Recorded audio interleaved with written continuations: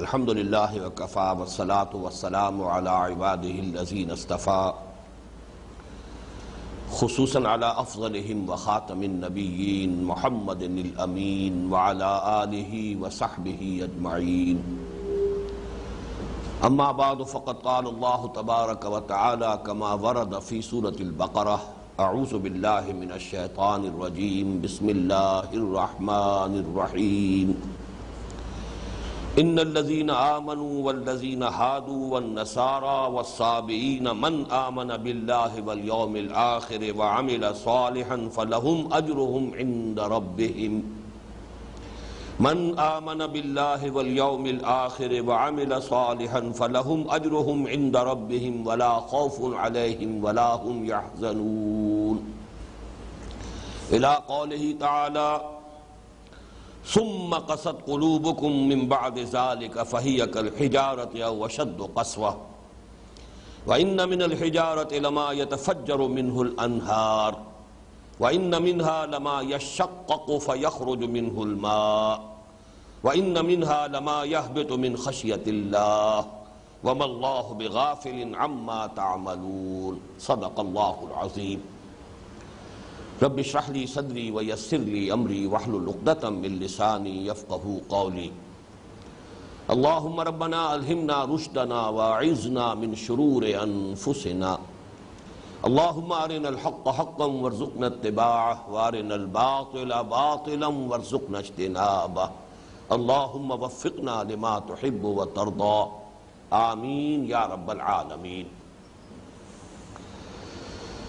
ہم نے سورہ بقرہ کے 8ویں رکوع کے مطالعے کا آغاز پچھلے ہفتے کر دیا تھا، لیکن آپ کو یاد ہوگا کہ ہمارا پورا وقت 8ویں رکوع کی پہلی آیت ہی کے مطالعے میں صرف ہوا اور اس پر بھی بحث مکمل نہیں ہو سکی تھی۔ لیکن چونکہ ہمارے سلسلہ درس میں اکثر و بیشتر کچھ نہ کچھ سامعین نئے ہوتے ہیں، تو تھوڑی سی تمہیدی بات جو ہے وہ کہنی ناگزیر ہے۔ سورہ بقرہ میں جو 10 رکوع ہیں کہ جن میں براہ راست خطاب ہے بنی اسرائیل سے، 5ویں رکوع سے یہ شروع ہوتا ہے سلسلہ، اور ویسے تو 15ویں رکوع کے آغاز میں ختم ہوتا ہے، تو 10 رکوعوں سے بھی 2 آیتیں زیادہ ہیں۔ 15ویں رکوع کی بھی 2 آیتیں جو ہے اس سلسلہ کلام میں شامل ہیں، لیکن عرف عام میں یہی کہا جائے گا کہ 10 رکوع ہیں اس سورہ مبارکہ کے، اور آپ کو معلوم ہے کہ کل رکوع 40 ہیں، تو گویا کہ 1/4 جو ہے سورہ مبارکہ، سورہ بقرہ کا 1/4 حصہ بنی اسرائیل سے براہ راست خطاب پر مشتمل ہے۔ اس میں اولین تقسیم یہ ذہن میں رکھی ہے جو بار بار میں عرض کر چکا ہوں کہ پہلا رکوع جو 7 آیات پر مشتمل ہے وہ دعوت کا رکوع ہے، بنی اسرائیل کو محمد الرسول اللہ صلی اللہ علیہ وسلم اور قرآن حکیم پر ایمان کی دعوت دی گئی۔ یہ رکوع اس اعتبار سے بہت اہم ہے کہ آئندہ بھی، اب ظاہر بات ہے کہ نبی تو کوئی آنے والے نہیں ہیں، مسلمانوں میں بھی جب کوئی تجدیدی کوئی کوشش ہوگی، مسلمانوں میں پھر کوئی اللہ کے فضل و کرم سے اصلاح حال کے لیے کوئی جد و جہد ہوگی، اس لیے کہ ظاہر بات ہے کہ زوال آیا ہے اور زوال آتا رہا ہے۔ اسی لیے سلسلہ مجددین کی خبر دی تھی نبی اکرم صلی اللہ علیہ وسلم نے۔ سنن ابی داؤد کی یہ مشہور روایت ہے کہ ان اللہ یبعث فی ہذہ الامۃ علی راس کل 100 عام من یجدد لہا دینہا۔ ختم نبوت سے جو خلا پیدا ہوا ہے اس کو اللہ تعالیٰ نے 3 چیزوں سے پر کیا ہے۔ پہلی بات یہ کہ قرآن کے متن کی حفاظت کا ذمہ لے لیا، اس میں کوئی تحریف نہیں ہو سکتی۔ انا نحن نزلنا الذکر وانا لہ لحافظون۔ دوسرے یہ کہ مجددین امت کا ایک سلسلہ، ہر صدی میں ایسے لوگ اٹھتے رہیں گے کہ دین کی تعلیمات پر جو بھی کوئی گرد و غبار دائیں بائیں سے ادھر ادھر سے آ کر جو اثرات ہوں گے ان کو ہٹا کر صاف کر کے جو دین کی اصل شکل ہے اسے دوبارہ دنیا کے سامنے پیش کر دیں گے۔ یہ مجدد ہے، تجدید، تازہ کر دینا، نیا کر دینا۔ اور تیسری ضمانت اللہ نے یہ دی ہے، حضور کی ایک حدیث اس میں بھی وارد ہوئی ہے کہ لا تزال فی امتی طائفۃ قائمین علی الحق، میری امت میں ایک جماعت ہمیشہ حق پر قائم رہے گی۔ نہیں ہوگا کہ دنیا حق سے بالکل خالی ہو جائے، وہ جماعت مختصر ہو، تھوڑی ہو، لیکن بہرحال ایک جماعت ہمیشہ حق پر ضرور قائم رہے گی۔ یہ تین چیزیں ہیں کہ جن سے اللہ تعالیٰ نے ختم نبوت سے، یعنی بعثت انبیاء کا سلسلہ جو ختم ہوا حضور صلی اللہ علیہ وسلم کی ذات مبارکہ پر، تو اس سے جو خلا پیدا ہوا ہے اس خلا کو ان تین باتوں سے پر کیا ہے۔ اب ظاہر بات ہے جو بھی مجددین امت آئیں گے یا آتے رہے ہیں ان کا سابقہ ہوتا تھا مسلمانوں ہی سے، لیکن وہ مسلمان جو دین کی اصل روح سے بے خبر ہو گئے، بدعات میں مبتلا ہو گئے، توہمات میں مبتلا ہو گئے، دین پر صحیح جو روح ہے دین کی وہ ان پر واضح نہ رہی۔ اب ظاہر بات ہے کہ ان سے جب خطاب کریں گے وہ مجددین امت یا کرتے رہے ہیں تو اس کے لیے بھی اصول وہی ہوں گے کہ جو اس رکوع، پانچواں رکوع سورہ بقرہ کا جو ہے اس کی جو 7 آیات ہیں، یہ اصل میں گویا کہ اس اعتبار سے بمنزلہ فاتحہ ہے۔ جیسے سورہ فاتحہ کی 7 آیات ہیں، اسی طرح خطاب بنی اسرائیل کے ضمن میں بمنزلہ سورہ فاتحہ 5ویں رکوع کی 7 آیات ہیں۔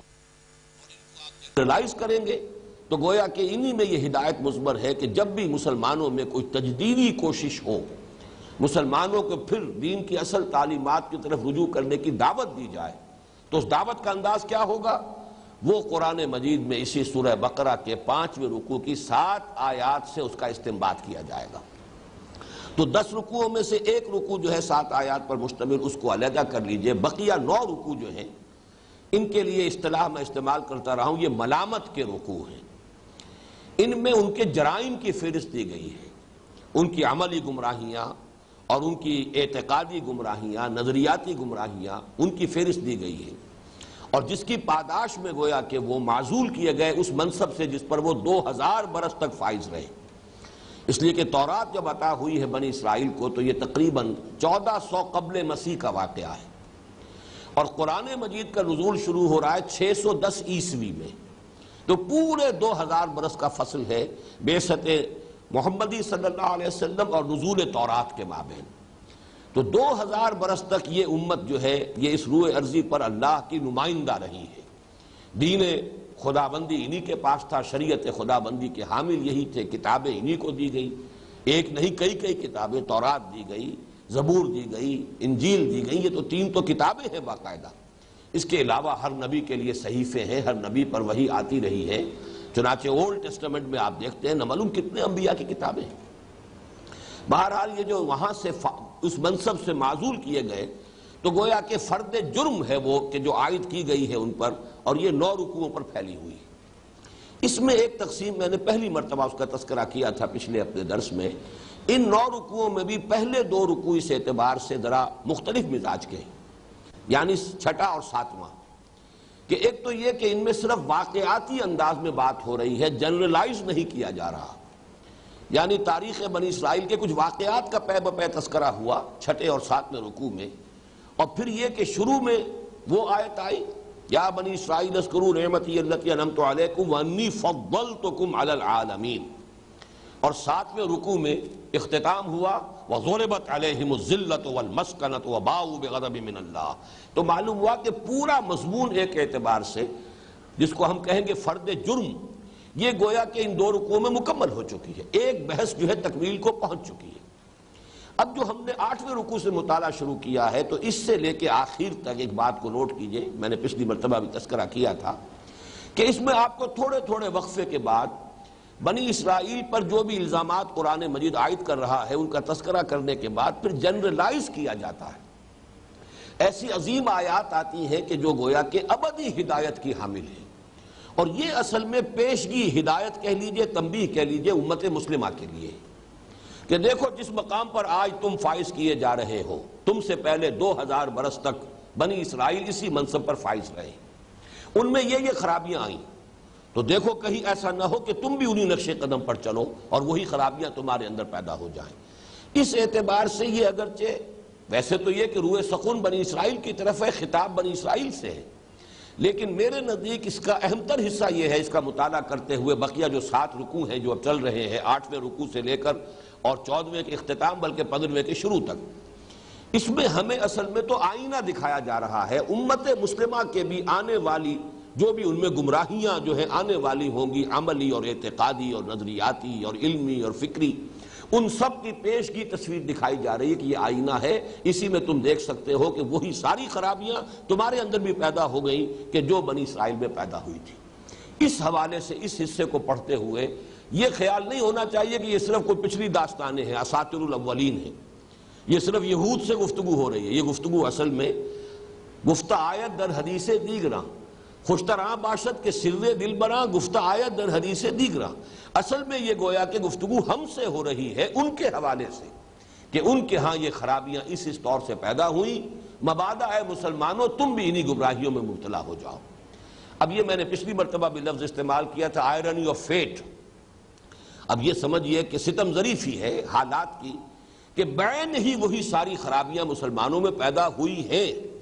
ان آیات کا مطالعہ کرتے ہوئے ہم خود اگر دروں بینی سے کام لیں گے اور اپنے حالات پر اگر ناقدانہ نگاہ ڈالیں گے تو معلوم ہوگا بعین ہی اسی نقش قدم پر ہم چلے ہیں۔ اسی لیے میں نے وہ حدیث بھی آپ کو سنائی تھی،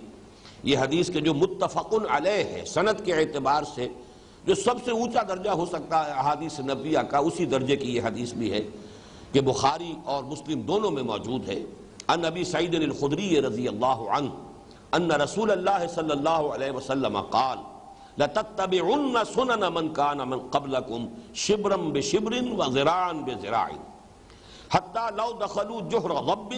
لَتَبِعْتُمُوهُمْ قُلْنَا يَا رسول اللہ الْيَهُودُ وَالنَّصَارَى قَالَ فَمَنْ۔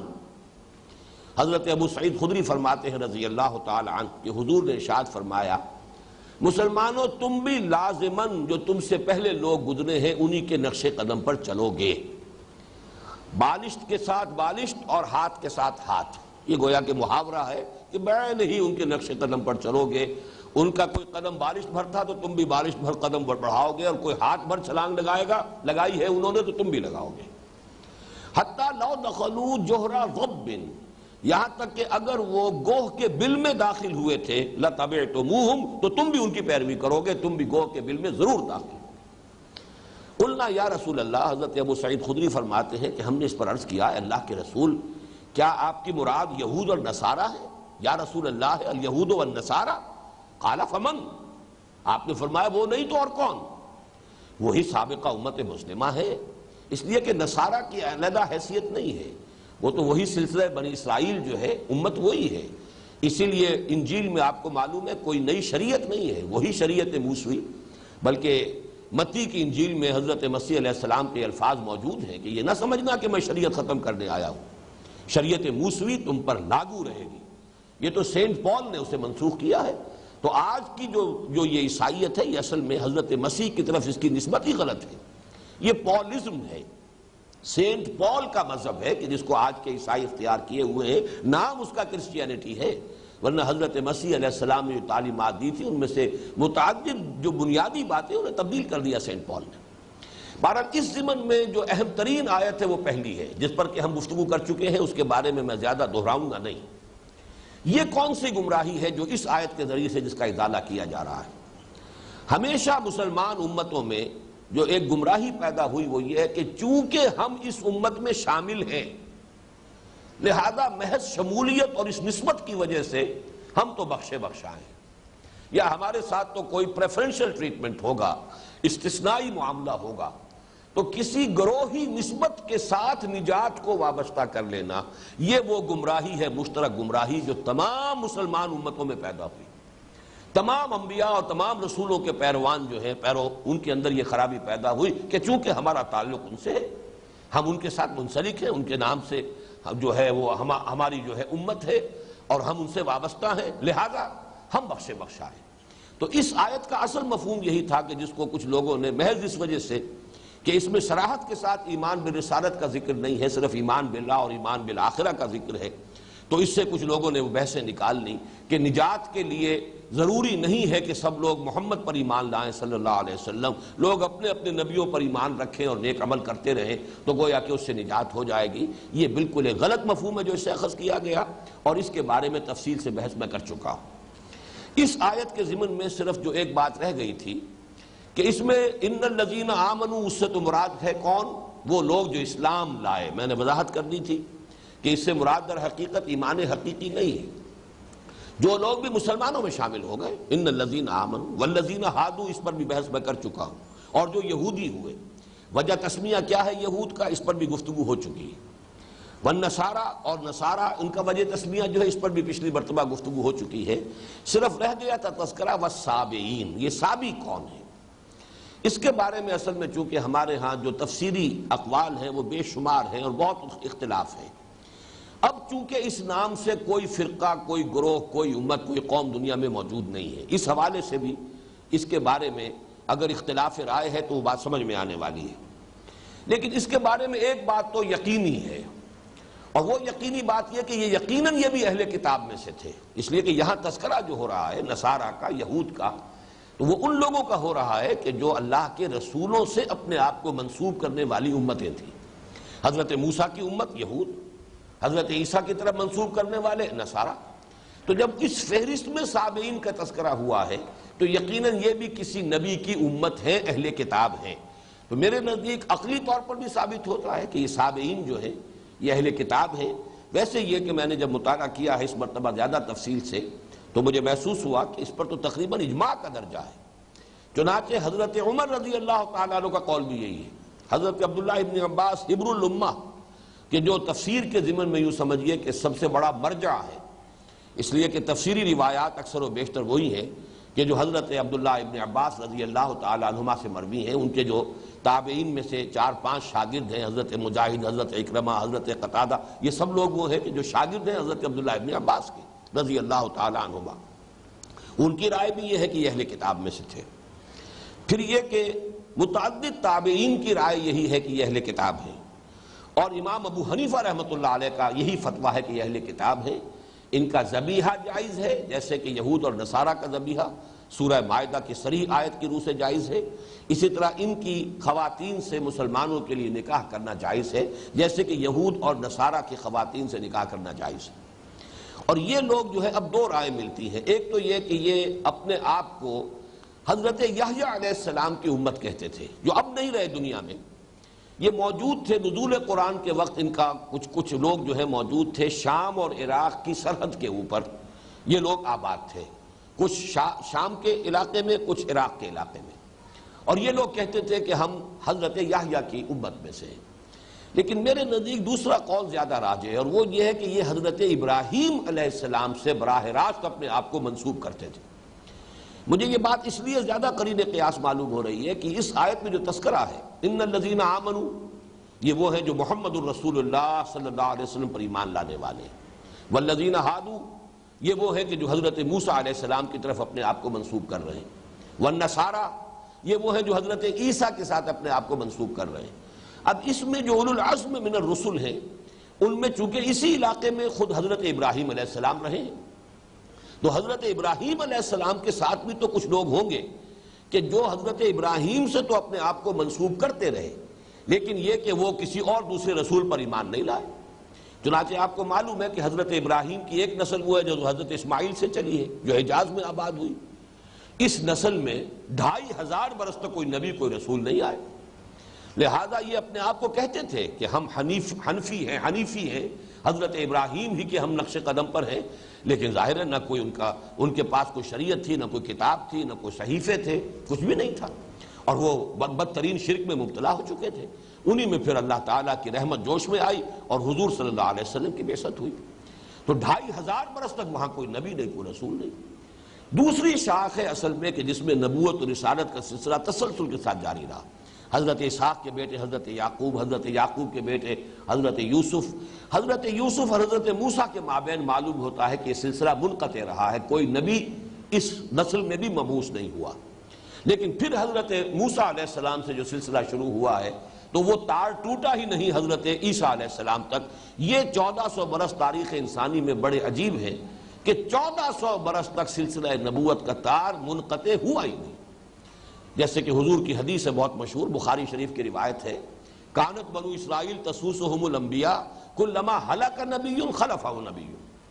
بنی اسرائیل کی سیاست اور جو انتظامی معاملات ہوتے تھے وہ انبیاء کے ہاتھ میں ہوتے تھے، اور جب بھی کسی نبی کا انتقال ہوتا تھا اس کا جانشین نبی ہوتا تھا۔ تو حضرت موسیٰ سے لے کر حضرت عیسیٰ تک، بلکہ عجیب بات یہ ہے کہ اس نقطۂ آغاز میں بھی دو نبی موجود ہیں، موسیٰ کے ساتھ ہارون بھی ہیں علیہ الصلوۃ والسلام، اور جب وہ آ کر سلسلہ ختم ہوا تب بھی 2 موجود ہیں، حضرت عیسیٰ کے ساتھ بھی حضرت یحییٰ موجود ہیں علیہ الصلوۃ والسلام۔ تو یہ تو ایک بڑا یونیک فنومینن ہے۔ لیکن آپ کو معلوم ہے کہ حضرت ابراہیم کی ایک تیسری اہلیہ بھی تھی، اور ان کی نسل ہے بنی قطورہ کہلاتی۔ ان کی بھی کافی اولاد تھی، ان میں سے صرف ایک شاخ میں تو ہمیں معلوم ہے مدین یا مدیان جو ان کے بیٹے تھے حضرت ابراہیم کے، تیسری اپنی زوجہ محترمہ حضرت قطورہ سے، ان میں حضرت شعیب علیہ الصلوۃ والسلام کی بعثت ہوئی ہے۔ لیکن بقیہ جو ان کی اولاد تھی وہ یہی اسی علاقے میں کہیں آباد ہوئی، اور اس میں یقیناً جب کوئی نبی اور نہیں آئے، یا تو نہیں آئے یا قرآن مجید میں ان کا تذکرہ نہیں، تو ان میں جو لوگ رہے ہوں گے میں یہ سمجھتا ہوں کہ وہ سابعین ہیں کہ جو حضرت ابراہیم کی طرف تو اپنے آپ کو منسوب کرتے رہے، اور یہ وہی علاقہ ہے عراق اور شام کی سرحد پر۔ یہاں پر چونکہ وہاں پر زیادہ تر جو علاقہ ہے وہ تو پھر حضرت اسحاق کی نسل جب واپس آئے ہیں مصر سے ایکسوڈس کے بعد، تو فلسطین میں تو ان کی حکومت قائم ہو گئی۔ تو حضرت ابراہیم کی یہ تیسری نسل جو ہے اس سے جو منسلک لوگ تھے، ان کے جو لوگ تھے وہ ظاہر بات ہے ذرا ہٹ کر پھر عراق اور شام کے اس علاقے کے اندر سرحدی علاقوں میں آباد ہو گئے، اور میں سمجھتا ہوں کہ سابعین سے مراد وہی ہے۔ بہرحال یہ تھوڑی سی گفتگو میں چاہتا تھا سابعین کے بارے میں۔ اب آگے چلیے، ہم اس رکوع کا مطالعہ آگے کر رہے ہیں۔ باقی اس آیت کا اصل مفہوم کیا ہے؟ یقیناً ان الذین آمنوا، یقیناً وہ لوگ جو اسلام لائے، والذین ہادوا، اور جو یہودی ہوئے، والنصارى، اور جو نصرانی ہوئے، والسابعین، اور جو سابی رہے، من آمن باللہ، ان میں سے جو بھی ایمان لایا اللہ پر۔ اور یہاں پر اگر تھوڑے سے 2 الفاظ کا اضافہ کر لیں، ان میں سے جو بھی اپنے اپنے وقت میں، اپنے اپنے دور میں، یہ دور جب تک حضرت مسیح نہیں آئے یہ دور حضرت موسیٰ علیہ السلام کا چلا آ رہا ہے، اس میں جس نے بھی جو بھی یہودی تھے وہ اگر ایمان حقیقی سے بہرہ ہے، اللہ پر آخرت پر ایمان درست ہے، عمل صحیح ہے، تو ان کے لیے نہ کوئی خوف ہے نہ حزن ہے، لہم اجرہم عند ربہم۔ حضرت مسیح کی بعثت کے بعد حضور تک 600 برس یہ حضرت مسیح کا دور ہے۔ اس دوران میں جو بھی حضرت مسیح پر ایمان رکھتا تھا اور اللہ پر اور آخرت پر اس کا ایمان صحیح تھا، عمل درست تھے، لہم اجرہم عند ربہم ولا خوف علیہم ولا هم یحزنون۔ گویا کہ محض ان کے ساتھ منسوب ہونا نجات کی ضمانت نہیں ہے، بلکہ اپنے اپنے رسولوں کے ساتھ نسبت کے ساتھ ساتھ اللہ اور آخرت پر صحیح ایمان، جس کے نتیجے میں عمل درست ہو جائے، یہ اصل شرط ہے۔ یہ بنائے نجات جو ہے وہ ایمان اور عمل صالح ہے۔ کسی گروہ کے ساتھ یا کسی شخصیت کے ساتھ وابستگی،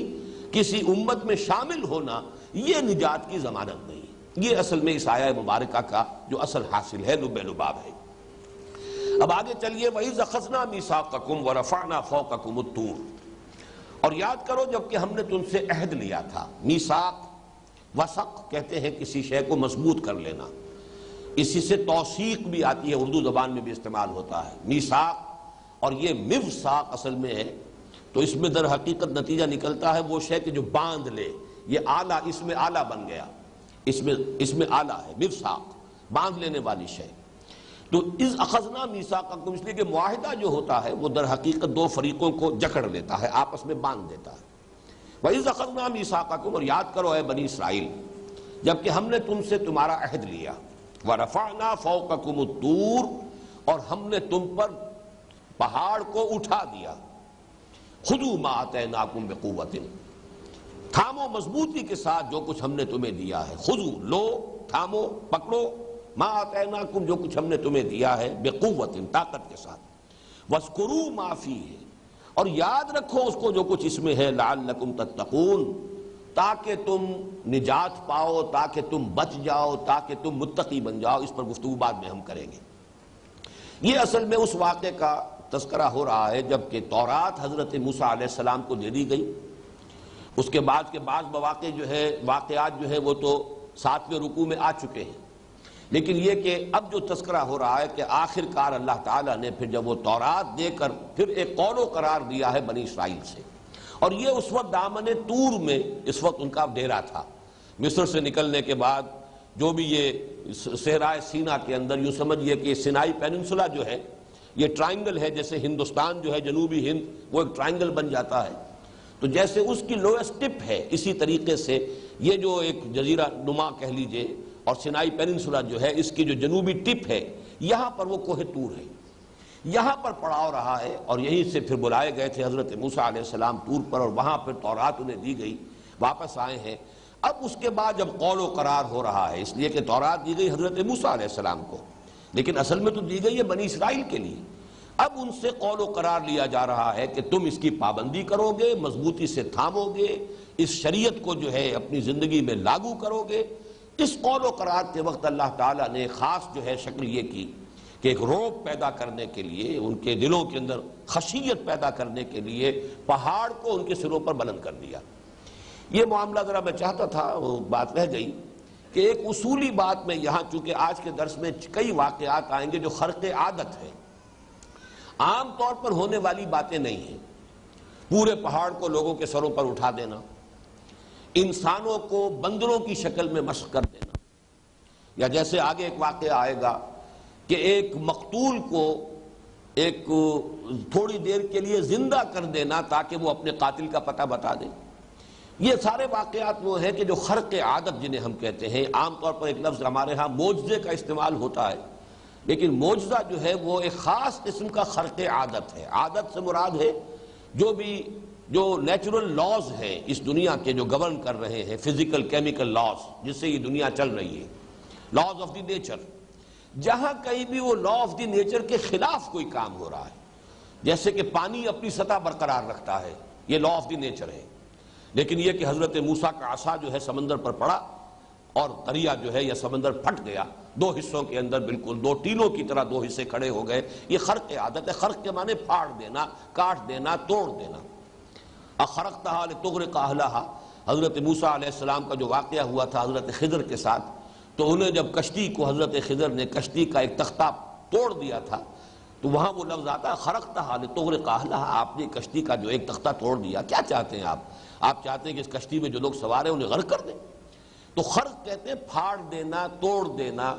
اور خرق عادت یعنی جو لاز آف دی نیچر ہیں انہیں پھاڑ دینا، توڑ دینا۔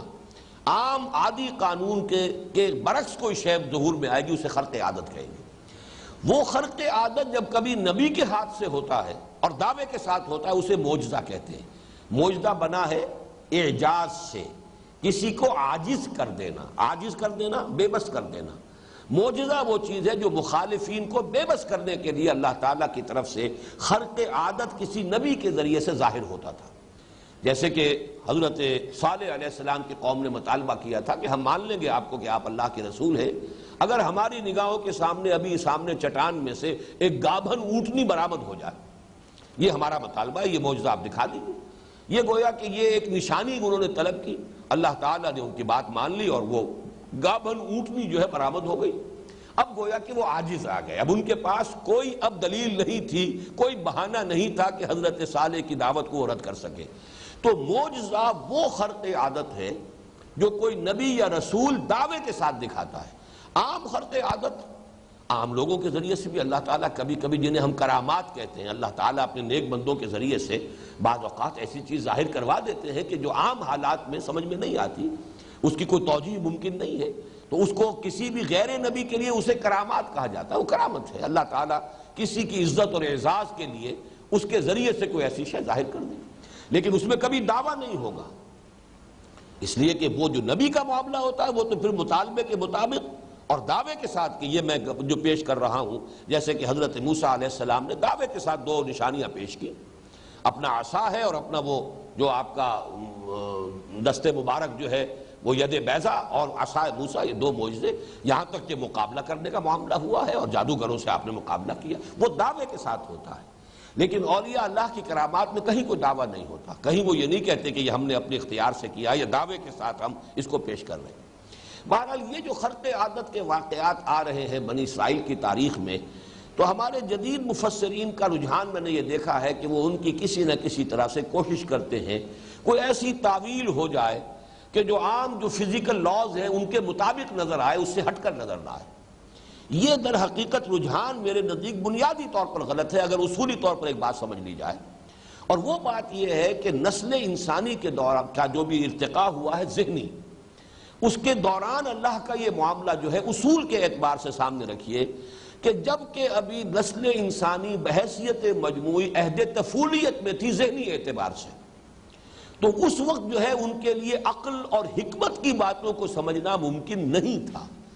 ابھی وہ ذہنی اعتبار سے میچور نہیں تھے، ابھی بحیثیت مجموعی نوع انسانی اس سطح پر نہیں پہنچی تھی کہ انہیں برہان کے ذریعے سے، دلیل کے ذریعے سے، عقل کے ذریعے سے ان کو وہ بات سمجھائی جا سکے کہ جو بات انسان جو ہے وہ بہرحال ایک میچور ذہن کا انسان سمجھ سکتا ہے۔ لہذا ان کے ساتھ معاملہ یہ ہوتا تھا کہ ایسی ہی چیزیں، اگرچہ اس کو بلا تشبیہ سمجھیے، یہ تشبیہ جو ہے یہاں مناسب نہیں ہے، بچوں کے لیے کھلونے ہوں گے، بچوں کو کھیلنے کے لیے کھلونے دیے جائیں گے، تو جبکہ ابھی نسل انسانی بحیثیت مجموعی اہل طفولیت میں ہے، تو ان کے لیے یہ ہے کہ ان کو ایسے خرق عادت چیزوں کے ذریعے ہی سے صحیح راستے کی طرف، حق کی طرف، بھلائی کی طرف راغب کرنے کا معاملہ رہا ہے۔ یہی وجہ ہے کہ قرآن مجید سے بھی ثابت ہوتا ہے کہ ابتدا میں یہ تھا کہ جب کوئی قربانی پیش کرتا تھا تو اس قربانی کے قبولیت کی علامت یہ ہوتی تھی کہ آسمان سے ایک آگ، ایک شعلہ جو ہے اترتا تھا، اور وہ شے جو بھی پیش کی گئی ہے اللہ کی جناب میں اسے بھسم کر دیتا تھا، جلا کر راکھ کر دیتا تھا۔ یہ علامت تھی اس بات کی کہ اللہ نے تمہاری قربانی قبول کر لی۔ سورہ مائدہ میں جو تذکرہ ہے حضرت آدم کے دو بیٹوں نے، اذ قربا قربانا فتقبل من احد ولم يتقبل من الاخر،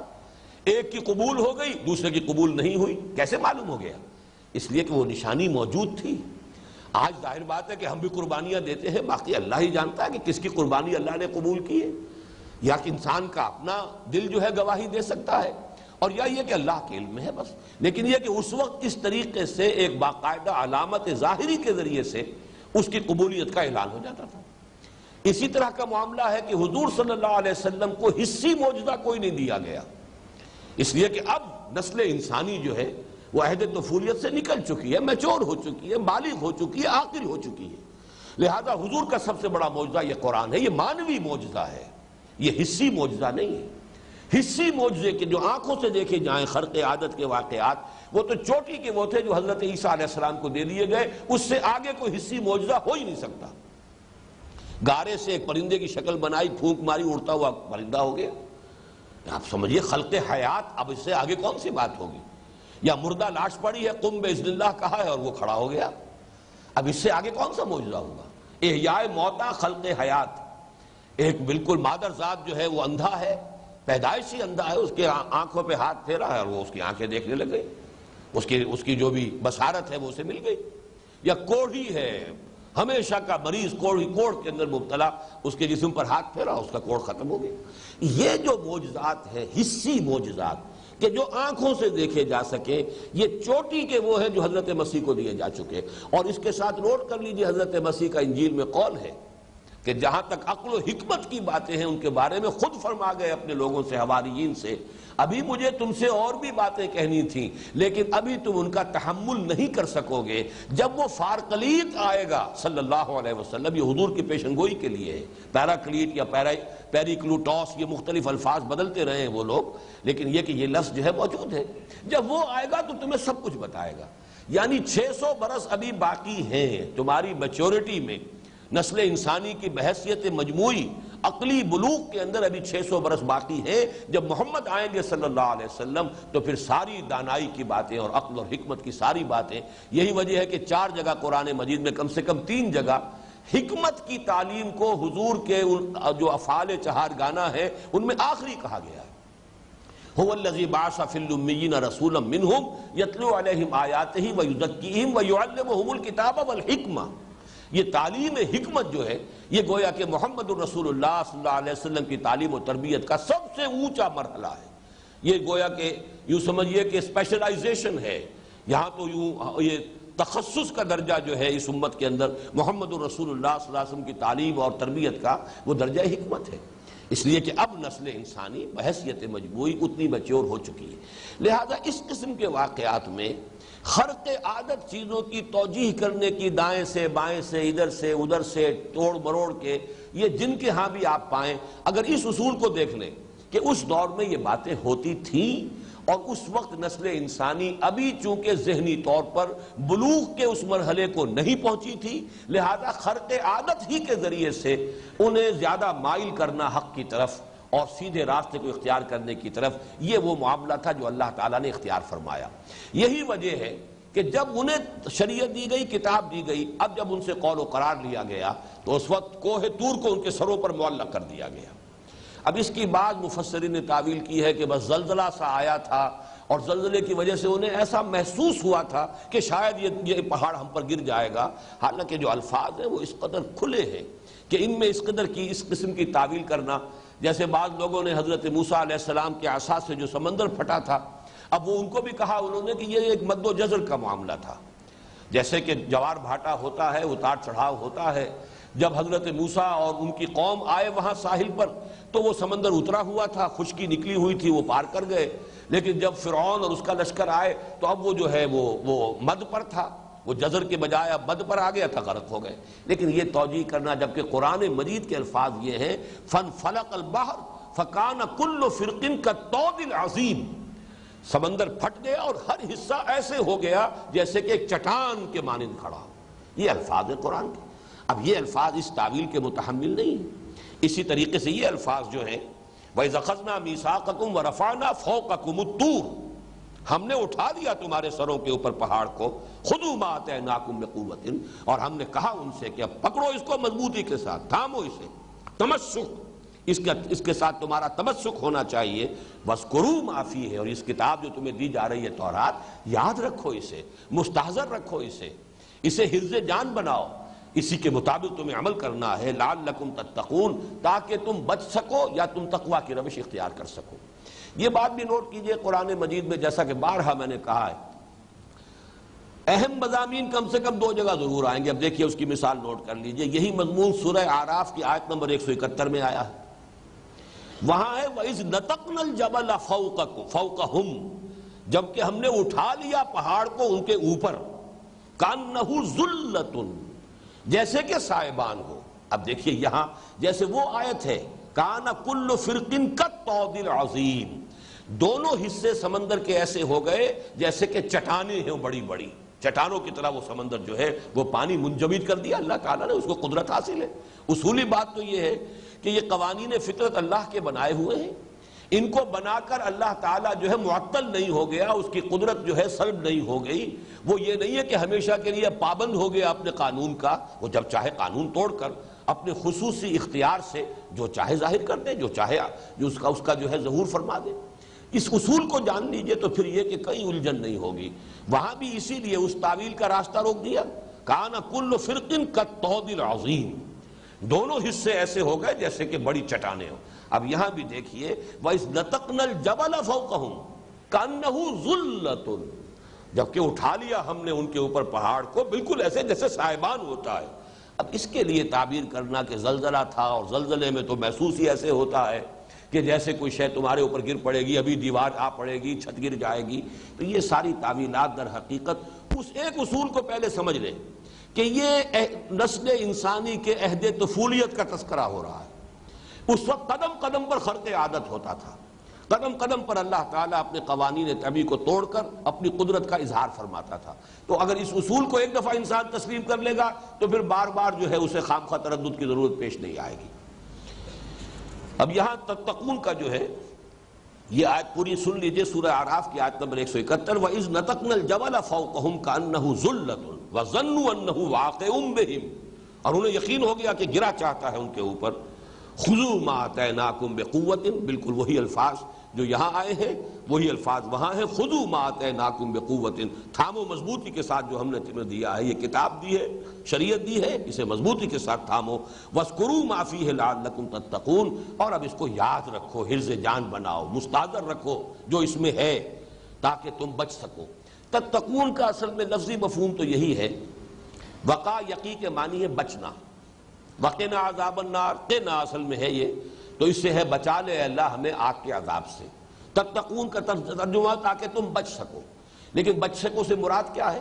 ایک بچنا یہ ہے کہ اس دنیا میں انسان اللہ تعالیٰ کے احکام کی خلاف ورزی سے بچے. یہ تقویٰ ہے جسے ہم کہتے ہیں. تقویٰ کی روش کیا ہے؟ اللہ کے احکام کو نہ توڑا جائے، اللہ کے فرامین جو ہے ان کی پابندی کی جائے، بچ بچ کر پھونک پھونک کر قدم رکھا جائے. زندگی کے کسی معاملے میں بھی کوئی ایسا قدم میں نہ اٹھا بیٹھوں کہ جس سے میرا پروردگار ناراض ہو جائے. تو یہ تقویٰ کی عملی روش ہے، بچنا پیش نظر ہے. اور تقویٰ سے مراد یہ بھی ہے تاکہ تم اللہ کے عذاب سے بچ سکو، اللہ کی گرفت سے بچ سکو. اگر یہ روش اختیار کرو گے تو دنیا میں بھی اللہ کے عذاب سے بچو گے اور آخرت میں بھی اخروی عذاب سے بچ جاؤ گے۔ تو یہ دونوں ترجمے ہو سکتے ہیں، تاکہ تم تقویٰ کی روش اختیار کر سکو، یا یہ کہ اس سب کا جو اصل مقصود ہے تاکہ تم اللہ کی ناراضگی سے، اللہ کی گرفت سے، اللہ کے عذاب سے، اللہ کی سزا سے بچ جاؤ۔ ثم تولیتم من بعد ذلک، پھر تم نے روگردانی کی، پیٹھ موڑ لی، اس کے بعد تم نے قول و قرار کیا، ہمارے ساتھ معاہدہ کیا۔ اب یہاں بھی ایک اشکال پیدا ہوتا ہے کہ وہ لوگ جنہوں نے قول و قرار کیا تھا وہ تو مر کھپ چکے، اس وقت تو ان کی جو نسلیں تھیں جو کہ نزول قرآن کے وقت موجود تھی ان سے گفتگو ہو رہی ہے۔ تو یہ بات جو قرآن کہہ رہا ثم تولیتم، مخاطب اس وقت وہ یہودی ہے، وہ بنی اسرائیل ہے کہ جو حضور کے زمانے میں موجود ہیں۔ قول و قرار جنہوں نے کیا تھا وہ تھے جو حضرت موسیٰ کے زمانے میں تھے۔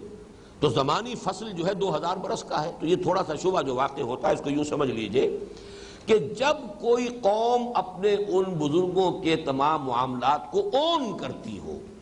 تو گویا کہ وہ خود بھی مخاطب ہوگی ان تمام چیزوں کی۔ انہوں نے ڈسون نہیں کیا، ان کے معاملات کو تسلیم کیا، پھر یہ کہ طرز عمل جو انہوں نے اختیار کیا خلاف ورزی کا اسی کو وہ خود اختیار کیے ہوئے ہیں۔ تو اس اعتبار سے یہ خطاب جو ہے اور ان کے اوپر اس فرد جرم کا عائد کیا جانا بالکل درست ہے، اس لیے کہ وہ اسی قوم کے ساتھ اپنے آپ کو منسوب کر رہے ہیں، اسی کے مطابق جو ہے وہ ان کا دعویٰ ہے۔ پھر یہ کہ ان کا اپنا طرز عمل بھی آج وہی ہے کہ جو ان کے ان آباء و اجداد نے کیا تھا کہ اللہ سے عہد کر کے توڑ دیا۔ اس حوالے سے وہ اشتباہ جو ہے وہ کوئی زیادہ وزنی نہیں ہے۔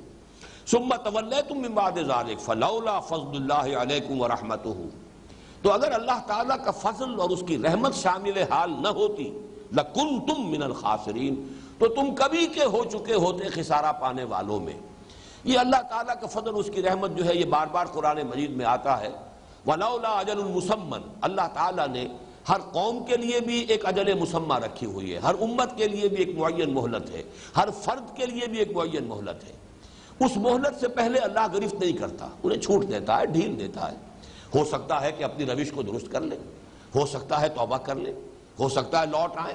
اللہ رسی دراز کرتا ہے، بسا اوقات یہ بھی ہوتا ہے کہ اللہ تعالیٰ کی توفیق سے کوئی قوم یا فرد توبہ کر لے، ایسا بھی ہوتا ہے رسی دراز ہونے کی وجہ سے سرکشی میں اور بڑھتے چلے جاتے اور جو بھی ان کے اندر خبث تھا، جو بھی خرابی تھی وہ پوری کی پوری ظاہر ہو جاتی ہے۔ تو اللہ تعالیٰ کی چونکہ سنت معین ہے، اللہ کی طرف سے افراد کی بھی مہلت معین ہے، وہ اجل ہے ہماری اس دنیا کے اندر، جو موت کا وقت آنا ہے اس وقت تک ہر ایک کے لیے کھلی چھوٹ ہے، جو راستہ چاہو اختیار کر لو۔ اسی طرح قوموں کے لیے، اسی طریقے سے امتوں کے لیے وہ اجل معین ہے، اجل مسمى ہے۔ تو یہ اگر اللہ تعالیٰ کی رحمت اور اللہ تعالیٰ کی طرف سے فضل نہ ہوتا تو تمہارے جو کرتوت تھے وہ تو ایسے تھے کہ بہت پہلے تمہاری ہلاکت کا فیصلہ ہو چکا ہوتا، اللہ تعالیٰ کی طرف سے عذاب جو ہے آخری تم پر نازل ہو گیا ہوتا۔ اس میں خاص طور پر ایک بات اور نوٹ کرنے کی ہے، اللہ تعالیٰ نے اس قوم کے ساتھ ایک خاص معاملہ کیا ہے جو سابقہ رسولوں کی قوموں کے ساتھ نہیں ہوا۔ حضرت نوح علیہ السلام کی قوم نے حضرت نوح علیہ السلام کی دعوت کو رد کیا،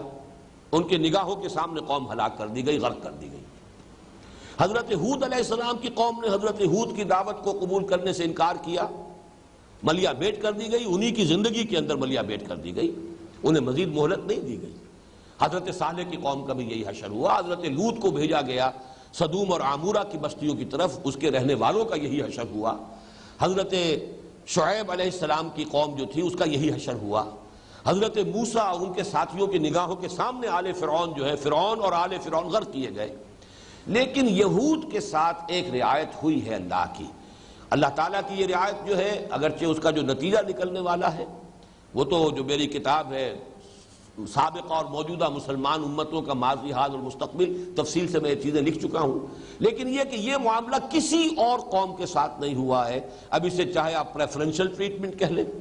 وَأَنِّي فَضَّلْتُكُمْ عَلَى الْعَالَمِينَ کا ایک مظہر یہ بھی ہے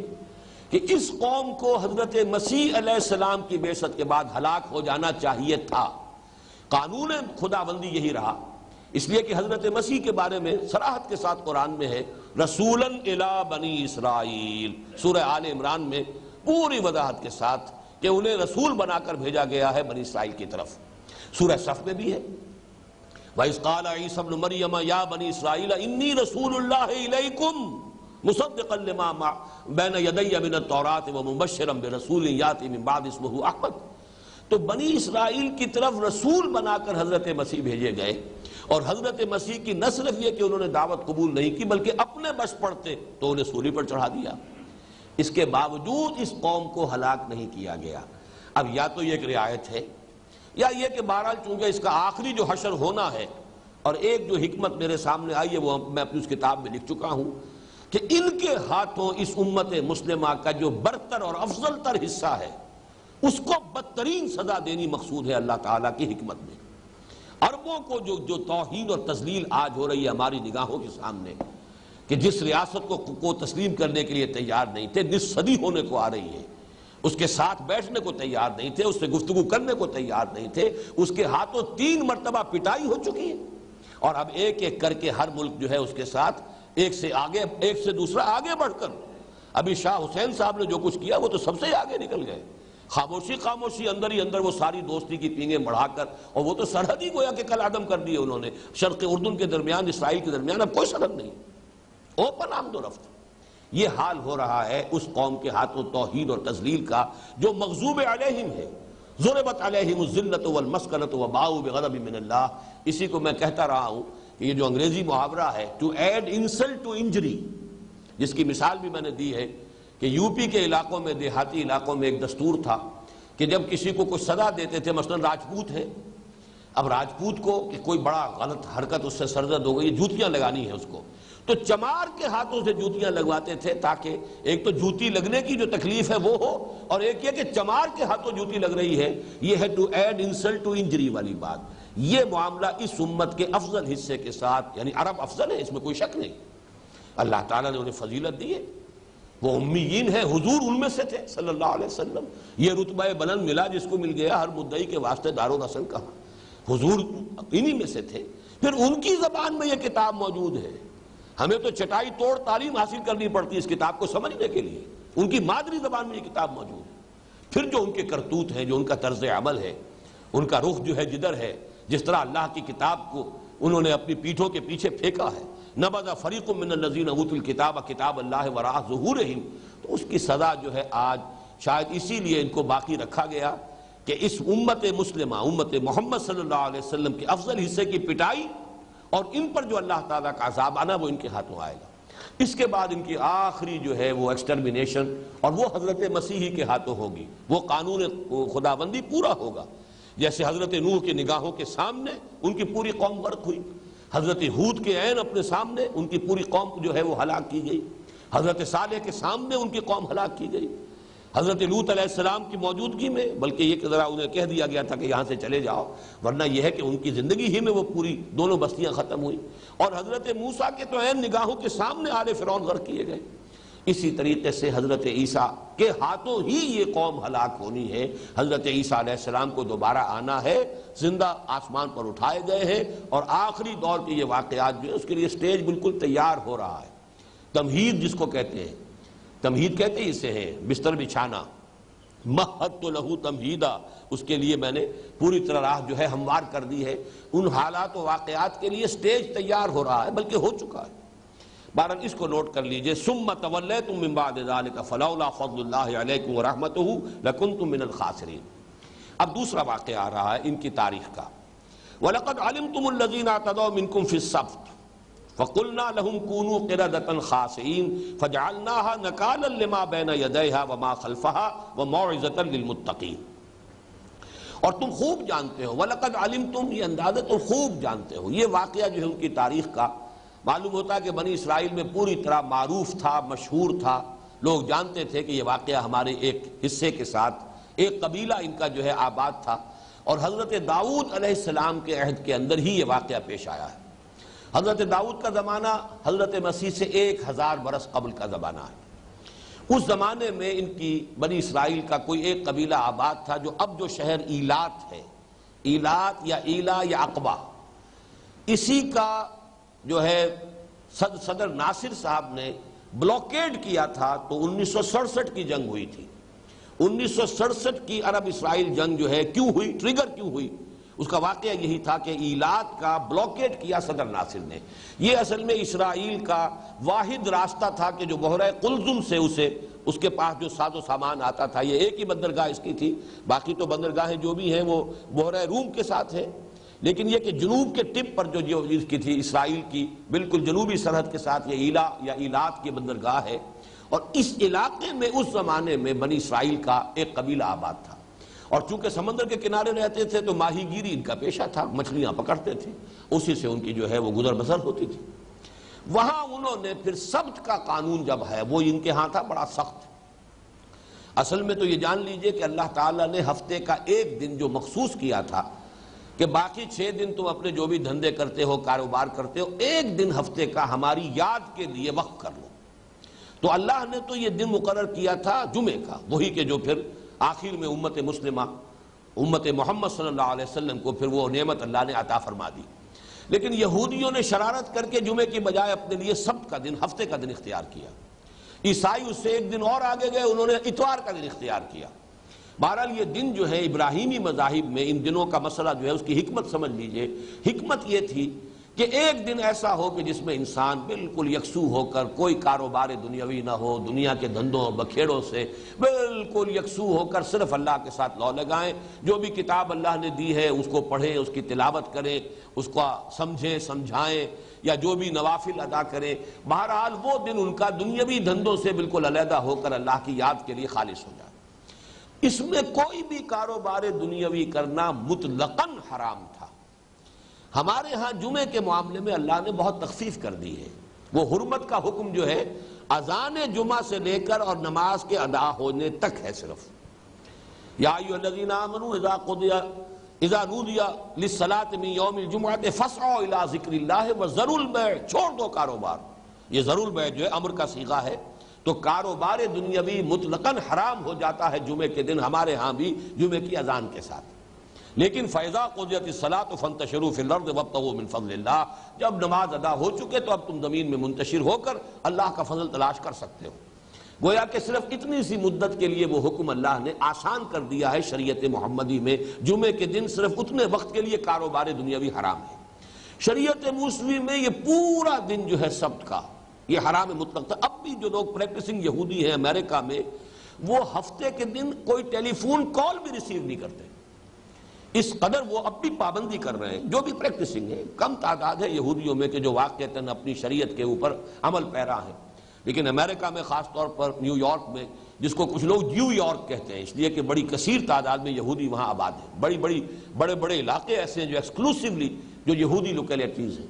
ان میں ان کے سینیگاگز ہیں، اور آپ ان کے ہاں دیکھیں گے چلت پھرت جو ہے ان کی بڑی لمبی لمبی داڑھیں، لمبے لمبی زلفیں، لمبے لمبے سیاہ کوٹ ان کے، اور دور سے کوئی شخص دیکھے تو معلوم ہو کہ کوئی بہت ہی بڑا کوئی عالم دین مسلمان چلا آ رہا ہے، سوائے اس کے کہ وہ ٹوپی ان کی چونکہ ہے وہ کالی ٹوپی، صرف اس کے ساتھ چونکہ وہ ہیٹ نما چھجا بھی ہوتا ہے، اس سے تو آپ سمجھ سکتے ہیں کہ یہ یہودی ہے، ورنہ باقی ہر اعتبار سے وہ بڑا متشرع قسم کا مسلمان نظر آتا ہے۔ اس لیے کہ شریعت موسوی اور شریعت محمدی علیہ صاحب الصلاۃ والسلام میں بہت سی چیزوں میں بڑی مماثلت ہے۔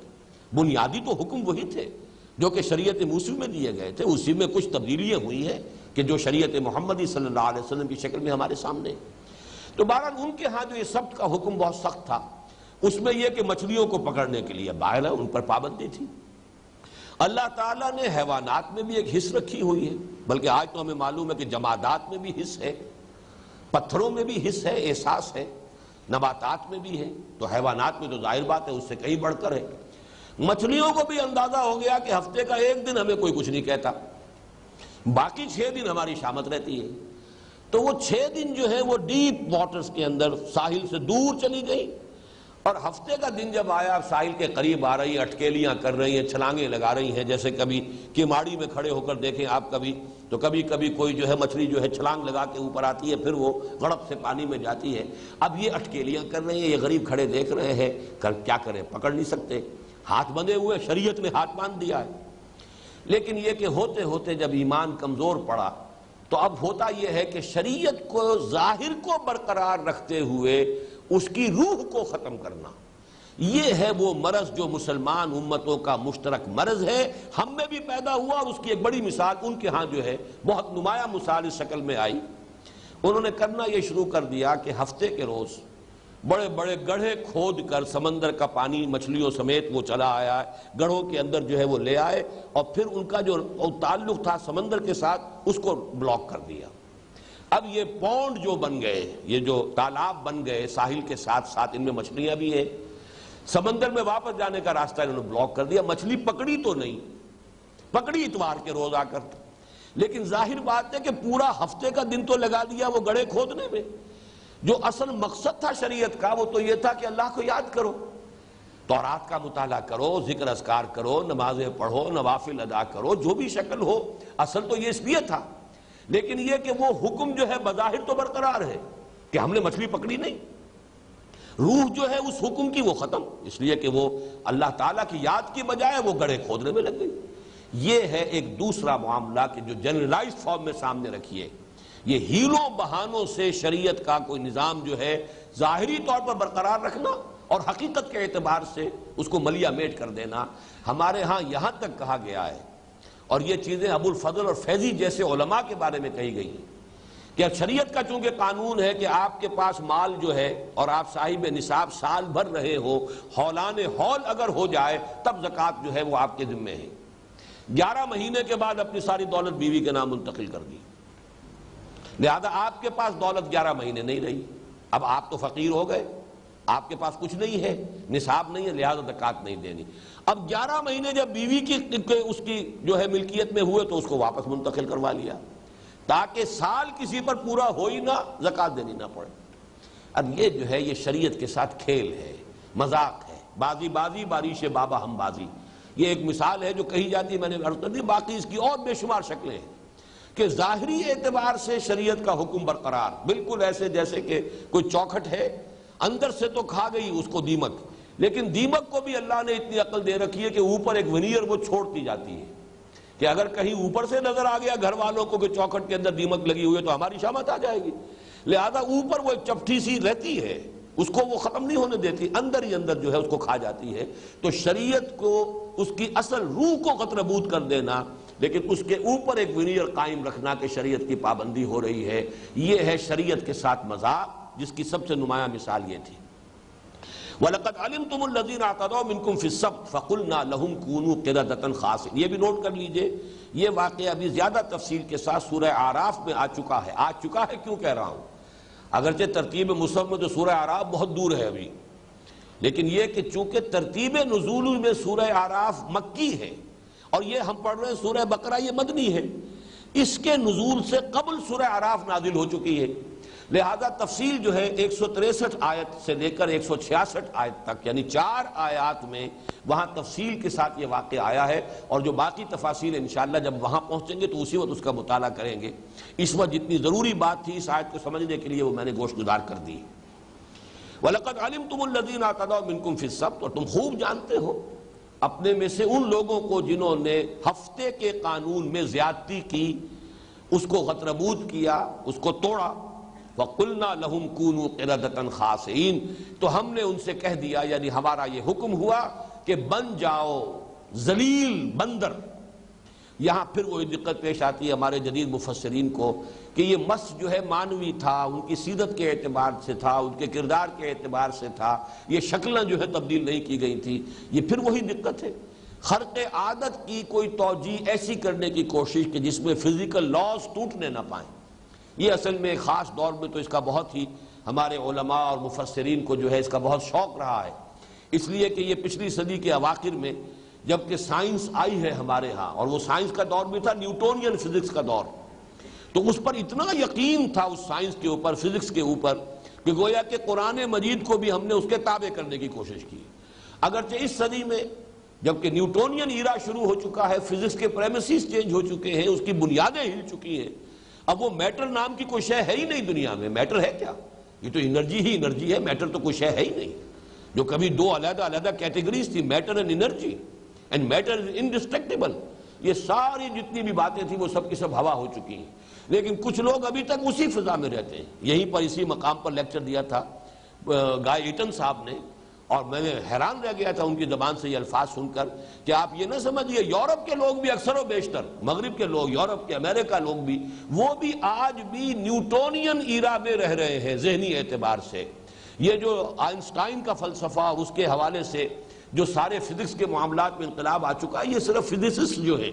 فزکس پڑھنے والے اور جو اس کے علماء ہیں، اس کے جو اسکالرز ہیں، وہ ان کو معلوم ہے۔ عام آدمی آج بھی نیوٹونین ایرا میں سانس لے رہا ہے، مغرب کا عام آدمی بھی۔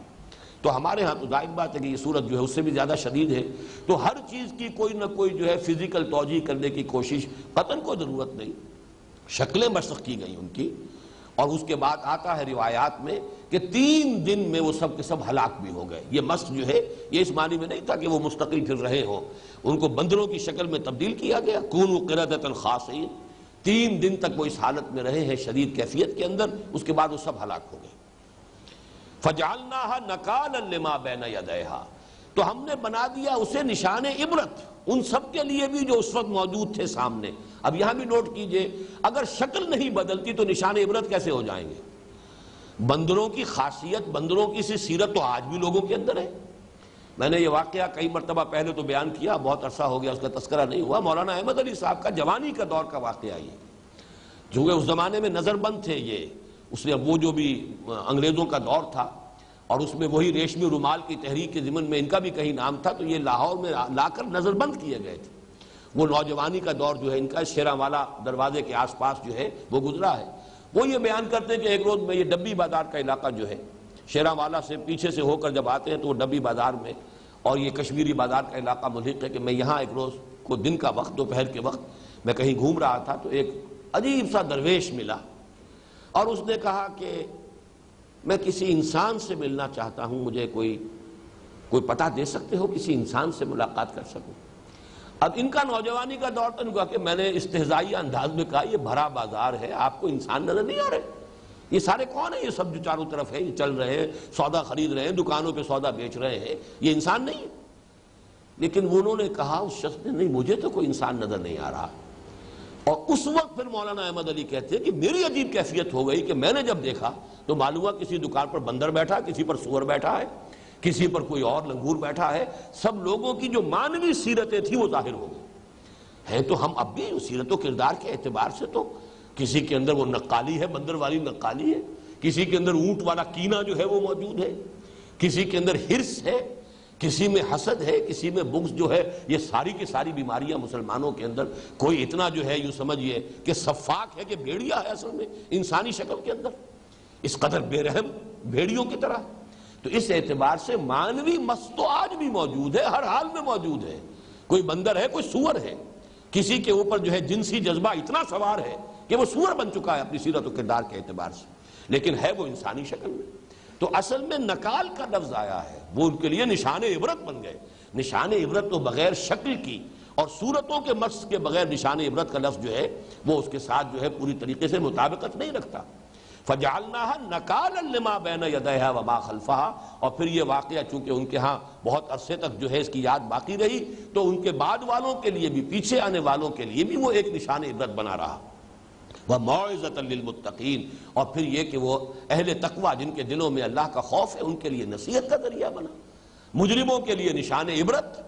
اور اہل تقوی کے لیے موعظت اور نصیحت کو اخذ کرنے کا معاملہ۔ جیسے کہ حضور نے فرمایا السعید من وعظ بغیرہ،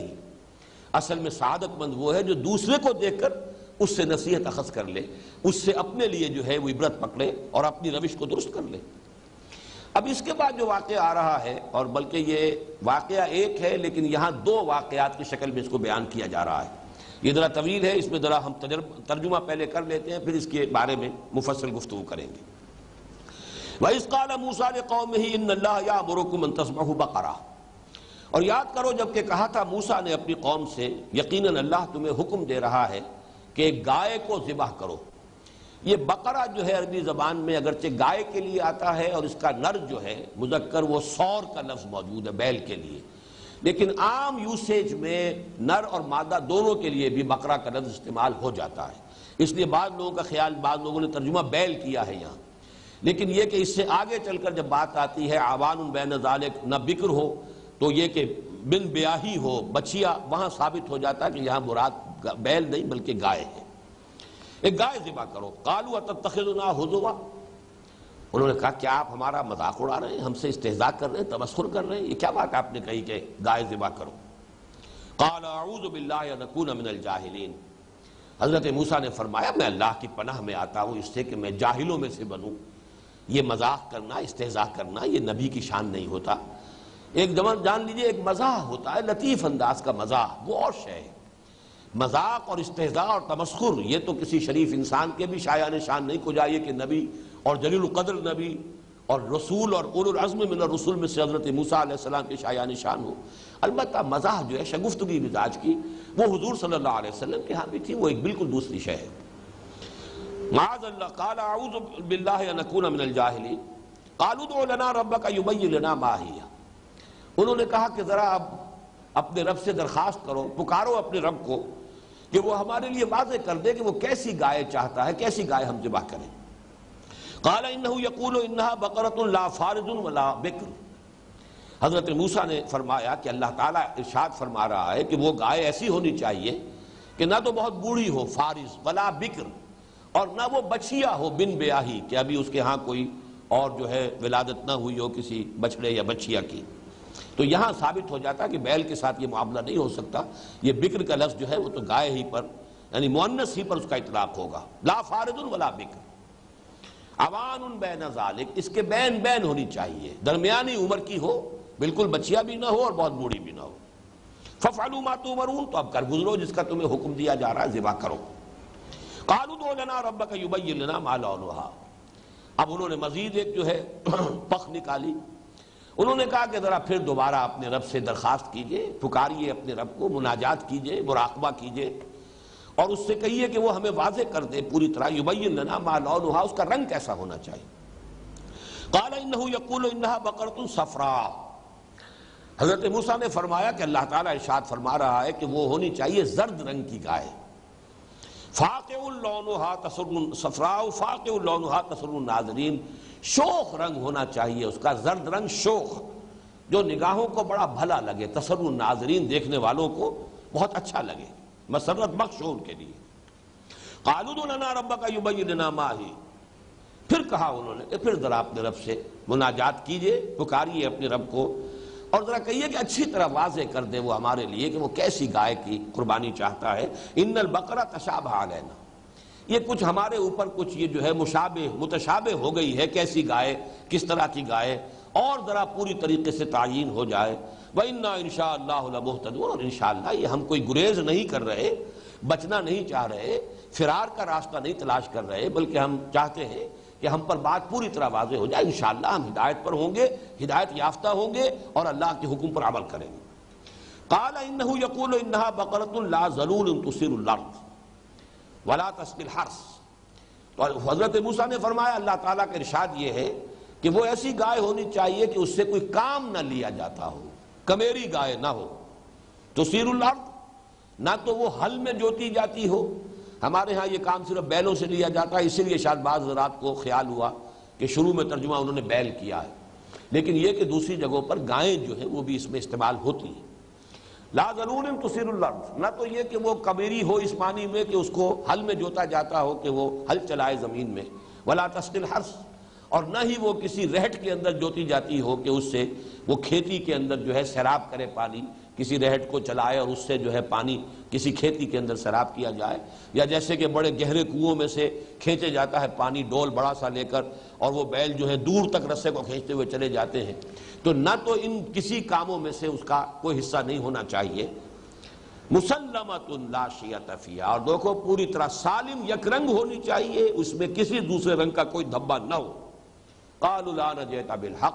انہوں نے کہا کہ اب آپ نے بات پوری طرح واضح کر دی، اب آپ صحیح بات جو ہے آپ کی طرف سے اس کی پوری وضاحت ہو گئی۔ فذبحوها وما كادوا يفعلون، تب انہوں نے ذبح کیا اسے اور وہ ہرگز کرنے والے نہیں تھے۔ اب اس میں ذرا سمجھ لیجئے کہ اس کا پس منظر کیا ہے۔ واقعہ جو ہے اصل میں ایک واقعہ ہے جس کو دو واقعوں کی شکل میں چونکہ یہاں بیان کیا جا رہا ہے، میرا خیال ہے بہتر یہ ہے کہ وہ دوسرے واقعے کو بھی ہم ترجمے کی حد تک مکمل کر لیں، پھر اس پر گفتگو کرتے ہیں۔ وَإِذْ قَتَلْتُمْ نَفْسًا، اب یہاں وَإِذْ قَتَلْتُمْ نَفْسًا سے متبادر یہ ہوتا ہے ظاہرہ کہ یہ دوسرا کوئی واقعہ، علیحدہ واقعہ ہے۔ وَإِذْ قَتَلْتُمْ نَفْسًا، ذرا یاد کرو جب کہ تم نے ایک جان کو قتل کر دیا تھا، فَادَّارَأْتُمْ فِيهَا، پھر تم نے اس میں ایک دوسرے پر الزام بازی شروع کر دی، فتداراتم فیہا اصل میں یہ ہے، لیکن یہ کہ تے اس کے ساتھ مدغم ہو گئی ہے دال کے ساتھ، فداراتم فیہا، تو تم نے ایک دوسرے پر الزام تراشی شروع کر دی، انہوں نے کیا ہوگا، اس نے کیا ہوگا، اس نے کیا ہوگا، اور اس کا جو قاتل جو ہے اس کا سراغ نہیں مل رہا تھا۔ واللہ مخرج ما کنتم تکتمون، اور اللہ تعالیٰ تو نکال کر رہنے والا تھا وہ شے جسے تم چھپا رہے ہو، ظاہر کرنے والا تھا اس شے کو جسے تم چھپانا چاہتے تھے۔ فَقُلْنَا اضْرِبُوهُ بِبَعْضِهَا، تو ہم نے کہا کہ اب ذرا ضرب لگاؤ اس مقتول کو اس ذبح شدہ گائے کے ایک حصے سے، اس کے کسی عضو سے اسے چھو، اسے مارو۔ كَذَلِكَ يُحْيِي اللَّهُ الْمَوْتَى، اسی طریقے سے اللہ تعالیٰ مردوں کو زندہ کرے گا، وَيُرِيكُمْ آيَاتِهِ لَعَلَّكُمْ تَعْقِلُونَ، اور اللہ تمہیں اپنی آیات دکھا رہا ہے تاکہ تم عقل سے کام لو، سمجھ سکو، اور تم ان باتوں کا فہم اور تفقہ حاصل کر سکو۔ یہ ہے اصل میں جو دو واقعات کی شکل میں یہاں آیا، اس میں تقریباً اجماع ہے مفسرین کا، یہ ایک ہی واقعہ ہے۔ اور واقعہ یہ ہے کہ ان کے ہاں، اور یہ زمانہ حضرت موسیٰ علیہ السلام کا ہے، تو جان لیجئے ابھی ان کے ہاں حکومت قائم نہیں ہوئی، بلکہ ابھی صحرائے سینا ہی کے اندر وہ جس کو کہ قرآن مجید میں سورہ مائدہ میں کہا گیا یتیہون فی الارض، ابھی یہ صحرائے تی ہی کے اندر بھٹک رہے ہیں، اور 6 لاکھ کی نفری تھی جو مصر سے نکلی ہے۔ اس کے بعد فرض کیجئے کہ درمیانی عرصے تک پہنچ گئے تو 20 برس میں اور ان کی تعداد کتنی بڑی ہوگی۔ تو چونکہ 12 قبیلے تھے تو جہاں پڑاؤ ہوتا تھا تو ہر قبیلے کا علیحدہ علیحدہ پڑاؤ ہے، تھوڑا تھوڑا ان کے درمیان فصل ہوتا تھا، وہاں ایک قتل ہو گیا کسی اسرائیلی کو، کسی اسرائیلی ہی نے ظاہر بات ہے قتل کر دیے، لیکن یہ کہ اب قاتل کا سراغ نہیں مل رہا تھا، کہیں پڑی ہوئی وہ لاش ملی۔ اب اس لاش کے بارے میں سوال پیدا ہوا کہ اس کے قاتل کی کیسے تلاش کی جائے۔ اس کے ضمن میں معلوم ہوتا ہے کہ حضرت موسیٰ علیہ السلام نے کہا کہ گائے ذبح کرو، اور گائے کے ذبح کرنے کے اندر ایک مصلحت یہ سامنے آ گئی کہ چونکہ یہ مصر میں جب رہے تھے، اور مصر میں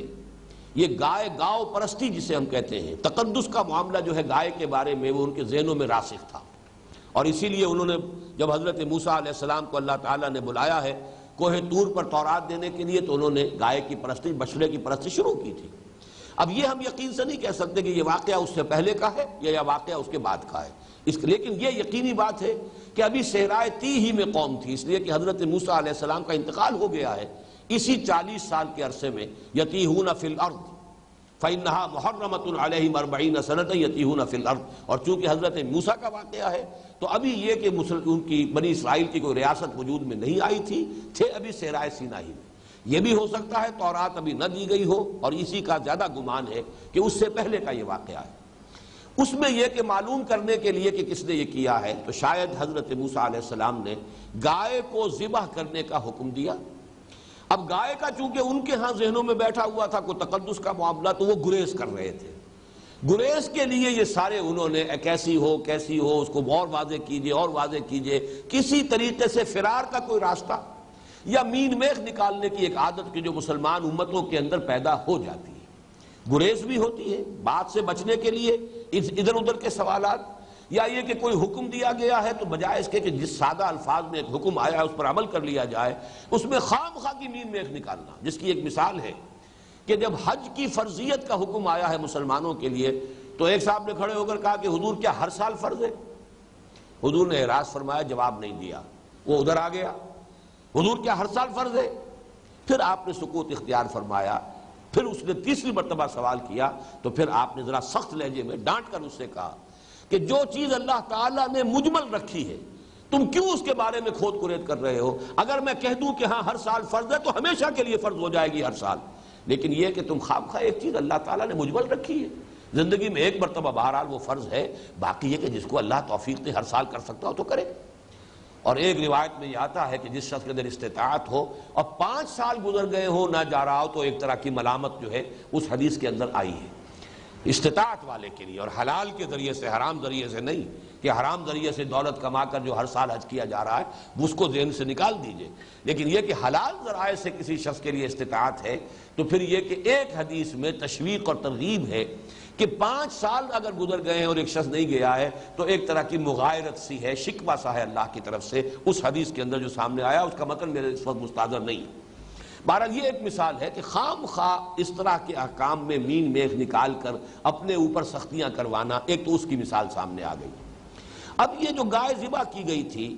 چونکہ بعد میں شریعت موسوی میں قسامہ کا ایک جو واقعہ ان کا ایک طریقہ مقرر کر دیا گیا، اس سے رہنمائی ملتی ہے۔ جو جانور اللہ کے نام پر ذبح کیا گیا ہے وہ گویا کہ شاعر اللہ میں سے ہے۔ یہ وہ بات ہے، میں چونکہ اس مسئلے میں کافی غور کرتا رہا ہوں پچھلے 2 ہفتوں سے کہ اس کی اصل حکمت کیا ہے، اور میرا ذہن منتقل ہوا ہے سورہ حج کی اس آیت کی روشنی سے، وَالْبُدْنَ جَعَلْنَاهَا لَكُم مِّن شَعَائِرِ اللَّهِ۔ جو جانور اللہ کے لیے ذبح کیا گیا ہو اسے بھی قرآن نے شاعر اللہ میں سے قرار دیا ہے۔ وہ اونٹ جو اللہ تعالیٰ کی راہ میں ذبح کیے گئے ہیں اور جو کہ یعنی قربان کیے جاتے ہیں خانہ کعبہ کے پاس لے جا کر، وہ بھی اللہ کے شاعر میں سے، وَالْبُدْنَ جَعَلْنَاهَا لَكُم مِّن شَعَائِرِ اللَّهِ۔ اب ان کے پاس کوئی شاعر اللہ میں سے شے موجود نہیں ہے اب تک۔ خانہ کعبہ ابھی ان کا کوئی تعارف ہی نہیں، ہیکل سلیمانی ابھی وجود ہی میں نہیں آیا، وہ تو ابھی سمجھئے کہ اور 500 برس کے بعد حضرت سلیمان کے ہاتھوں جو اس کی تعمیر ہوگی۔ تو یہ گویا کہ قربانی اللہ کے نام پر گائے کی کرا کر اور اس پر قسم دلانا کہ اب آؤ اور قسم کھاؤ، جو مختلف قبیلے کے لوگ آئیں اور قسم کھائیں کہ ہم نے قتل نہیں کیا، تو یہ گویا کہ قسامہ کا ایک اصول جو ہے جو بعد میں ان کی شریعت میں آیا بھی ہے، اور یہ مستقل قاعدہ ہو گیا تھا قتل کے مقدمات میں کہ اگر کسی مقتول کے قاتل کا پتہ نہ چل رہا ہو تو پھر ایک گائے ذبح کی جائے، اور جہاں اس گائے کو ذبح کیا گیا وہاں آ کر مختلف لوگ جو ہے وہ اپنے ہاتھ دھوئیں اس گائے کے اوپر اور یہ کہیں کہ ہم بری ہیں، ہمارے ہاتھ صاف ہیں، ہم نے اسے قتل نہیں کیا ہے۔ تو چونکہ یہ شاعر اللہ میں سے ہے، جیسے فرض کیجئے آپ کے ہاں قرآن مجید اٹھوایا جاتا ہے، قسم کھاؤ، حلف اٹھاؤ، قرآن ہاتھ میں اٹھا کر قسم کھاؤ کہ میں نے یہ جرم نہیں کیا ہے، تو اس کے لگ بھگ یہ معاملہ کیا گیا کہ اللہ کے نام پر گائے ذبح کرائی گئی اور اس گائے پر آ کر سب کے سب قسم کھاؤ کہ تم نے قتل نہیں کیا ہے۔ اور چونکہ وہ لوگ یہ بھی کر گزرے لہذا اس کا مسئلہ یہ کیا گیا کہ اللہ تعالیٰ نے پھر آخری شکل یہ کی کہ اللہ حضرت موسیٰ علیہ السلام سے فرمایا کہ اب ذرا اسی گائے کا ایک ٹکڑا جو ہے اس سے اس شخص کی مقتول کی لاش کو چھوؤ اور وہ ہم اسے زندہ کر دیں گے تھوڑی دیر کے لیے، اور پھر یہ کہ وہ اپنے قاتل کا نام بتا کر پھر اس کا انتقال ہو گیا۔ یہ واقعہ ہے کہ جو مفسرین نے بیان کیا ہے، تو یہ گائے کا ذبح کرنے کا حکم در حقیقت متعلق تھا اس سے کہ شاعر اللہ کا ایک وجود ہو اور اس پر قسم لی جائے لوگوں سے کہ وہ اعلان برات کریں کہ ہم نے قتل نہیں کیا، لیکن چونکہ پوری قوم وہ قسم کھا گئی، وہ جو بھی قاتل تھا اس نے بھی قسم کھا لی، وہ اس درجے کا معاملہ جو ہے شقی نکلا، تو اب اس کے لیے آخری شکل اللہ تعالیٰ نے یہ اختیار فرمائی کہ اسی گائے کے عضو سے اس مقتول کی لاش کو چھوا گیا اور تھوڑی دیر کے لیے اس میں جان پڑ گئی، وہ زندہ ہو گیا اور پھر اس نے اپنے قاتل کا نام بتایا اور اس کے بعد اس کا انتقال ہو گیا۔ یہاں فرمایا کذالک یحیی اللہ الموتیٰ، دیکھو تمہارے لیے اس معاملے میں اللہ تعالیٰ نے ایک اضافی جو تمہارے لیے اپنی رحمت رکھی ہے وہ یہ کہ احیاء موتیٰ جو کہ ایمان بالغیب کا ایک حصہ ہے، تمہارے لیے ایک مشاہدہ بھی کروا دیا ہے، جیسے حضرت ابراہیم کے بارے میں بھی اسی سورہ بقرہ میں آگے چل کر آئے گا، رب ارنی کیف تحیی الموتیٰ قال اولم تؤمن قال بلی ولکن لیطمئن قلبی۔ اگر مشاہدہ کرا دیا جائے تو کیا کہنے ہیں، پھر جو یقین پیدا ہو جائے گا وہ ظاہر بات ہے کہ محض صرف یہ کہ کہنے سے وہ بات شاید اس درجے تک نہ پہنچ پائے۔ کذالک یحیی اللہ الموتیٰ ویریکم آیاتہ، اسی طرح اللہ تعالیٰ مردوں کو زندہ کر دے گا، تمہاری نگاہوں کے سامنے جو ہے مقتول کی لاش میں جان پڑی، اس نے اپنے قاتل کا نام بتایا، اس کے بعد پھر اس کی موت واقع ہو گئی، ویریکم آیاتہ، اور اللہ تعالیٰ تمہیں اپنی نشانیاں دکھا رہا ہے، لعلکم تعقلون، تاکہ تم عقل سے کام لو۔ یہ سارے واقعات جیسا کہ میں نے عرض کیا شروع میں یہ خرق عادت کے قبیل سے ہے، ان کی توجیح جو ہے اس طرح کرنا کہ وہ قانون طبعی کے مطابق نظر آئیں، اس کا تکلف میرے نزدیک قطعاً غلط ہے۔ یہ تمام واقعات خرق عادت نوعیت کے ہیں، اور یہ چونکہ ابھی نسل انسانی بحیثیت مجموعی عہد طفولیت میں تھی ذہنی اعتبار سے، لہذا اس دور میں یہ واقعات ہمیں پے بپے مل رہے ہیں، یہ ہمیشہ کی چیزیں نہیں ہیں۔ شریعت محمدی جب آئی ہے صلی اللہ علیہ وسلم، اور جب قرآن اور دین کی تکمیل ہوئی ہے، تب یہ کہ ان چیزوں کی بجائے سیدھی سیدھی بات عقل سے سمجھو، اپنے عقل کو اور تفقہ اور جو بھی اللہ تعالیٰ نے تمہیں صلاحیت دی ہے ذہنی اور فکری، اس کے حوالے سے حقیقت کو سمجھو اور حق کا اتباع کرو۔ اب اس کے بعد وہ آیت آ رہی ہے کہ یہ جو دائمی، جیسے کہ پہلی آیت تھی ہمیشہ کے لیے دائمی بات، کہ کبھی یہ نہ سمجھنا کہ کسی امت میں ہونے کی وجہ سے تمہاری نجات ہو جائے گی، نجات ہے ایمان اور عمل صالح پر۔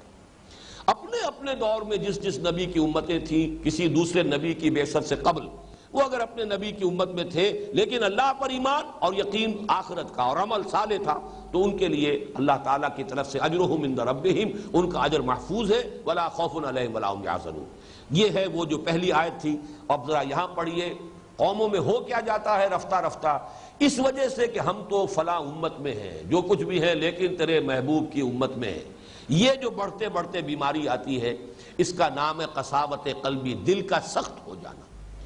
جب اندازہ یہی ہے کہ ہم تو بخشے بخشائے ہیں، ہم تو فلاں کے ساتھ وابستہ ہیں، اس کے دامن کے ساتھ وابستہ ہیں، اس سے ہمارا تعلق ہے، نحن ابناء اللہ و احباؤہ، ہم تو اللہ کے بیٹوں کی طرح ہیں، بڑے چہیتے ہیں۔ جب اس طرح کی چیزیں ہوں گی تو انسان کے اندر بدعملی خود بخود پیدا ہو جائے گی، کاہے کو پھر وہ حرام سے اجتناب کرے اور حلال پر اکتفا کرے۔ رفتہ رفتہ یہ بے عملی وہ ہے کہ جو پھر لوگوں کے اندر، دلوں کے اندر سختی پیدا کرتی ہے۔ یہ آیت جو ہے دل لرزا دینے والی آیت ہے۔ ثم قست قلوبکم من بعد ذلک، پھر تمہارے دل سخت ہوتے چلے گئے اس کے بعد۔ یہ سارے تم نے مشاہدات بھی کیے، یہ سارے معجزے بھی دیکھے، ہمارے فضل و کرم کے یہ مظاہر تمہارے سامنے آئے، ہم نے تمہیں اس طریقے سے مختلف مواقع پر معاف بھی کیا۔ ثم عفونا عنکم من بعد ذلک، یہ سب کچھ ہم کرتے رہے، لیکن ہوتا یہ رہا کہ ثم قست قلوبکم من بعد ذلک فہی کالحجارۃ او اشد قسوۃ، پھر اس کے بعد تمہارے دل سخت ہوتے چلے گئے، اور اب تو حال یہ ہے کہ وہ پتھروں کے مانند ہو چکے ہیں۔ فہی کالحجارۃ او اشد قسوۃ، بلکہ پتھروں سے بھی زیادہ ہو گئے سختی کے اندر۔ وَإِنَّ مِنَ الْحِجَارَةِ لَمَا يَتَفَجَّرُ مِنْهُ الْأَنْهَارُ، پتھروں میں تو وہ بھی ہے کہ جن سے چشمے پھوٹ بہتے ہیں۔ پتھر چاہے بہت سخت شے ہے، اس میں بھی پورز ہوتے ہیں، ان میں سے بھی پانی رستا رہتا ہے، اور یہ پہاڑی جتنے بھی چشمے جو بہتے ہیں، کہیں سے اچانک چٹان کے اندر سے آپ کو نظر آ رہا ہے بڑی سخت چٹان ہے، اس میں سے پانی جو ہے وہ نکل رہا ہے، اس پر چٹان میں سے بہہ رہا ہے چشمہ۔ ثم قست قلوبکم فہی کالحجارۃ او اشد قسوۃ وان من الحجارۃ لما يتفجر منه الانہار، ایسے بھی ہوتے ہیں جیسے کہ حضرت موسیٰ علیہ السلام کے عصا کی ایک ضرب سے 12 چشمے پھوٹ بہے تھے چٹان میں سے، تو چٹانیں تو ایسی بھی ہوتی ہیں۔ خیر وہ تو پھر بھی ایک معجزہ تھا، لیکن یہ کہ عام طور پر بھی چٹانوں کے اندر سے پانی رستا ہے اور چشموں کی شکل اختیار کر لیتا ہے۔ وان منها لما يشقق فيخرج منه الماء، ان میں سے ایسے بھی ہوتے ہیں جو پھٹ جاتے ہیں اور ان میں سے پانی برآمد ہو جاتا ہے۔ وَإِنَّ مِنْهَا لَمَا يَهْبِطُ مِنْ خَشْيَةِ اللَّهِ، اور ان میں سے وہ بھی ہے وہ چٹانیں جو اللہ کی خشیت اور خوف سے گر پڑتی ہیں۔ وَمَا اللَّهُ بِغَافِلٍ عَمَّا تَعْمَلُونَ، لیکن اللہ غافل نہیں ہے اس سے جو تم کر رہے ہو۔ تمہارے دلوں کی سختی جو ہے ان پتھروں کی سختی سے زیادہ بڑھ چکی ہے۔ اس کے ضمن میں بھی ایک بات جان لیجئے، ایک تو جیسا کہ میں واضح کر چکا ہوں، اس کا تعلق آج کے درس کی پہلی آیت کے ساتھ ہے کہ یہ کسی گروہ میں ہونا اور اپنی نجات کے بارے میں مطمئن ہو جانا، نہ چنت ہو جانا، ہم تو نجات یافتہ ہے ہی، اس کا نتیجہ کیا نکلتا ہے وہ یہ ہے ثم قست قلوبکم فہی کالحجارۃ او اشد قسوۃ۔ اور آج ہم اپنی آنکھوں سے خود مسلمانوں میں یہ کیفیت دیکھ سکتے ہیں۔ یہ صورتحال جو ہے، البتہ ایک بات ضرور ہے کہ ایک طبی نتیجہ بھی نکلا کرتا ہے، اور وہ طبی نتیجہ حضرت ابوبکر رضی اللہ تعالیٰ عنہ کے قول کے حوالے سے میں نے کئی مرتبہ بیان کیا ہے۔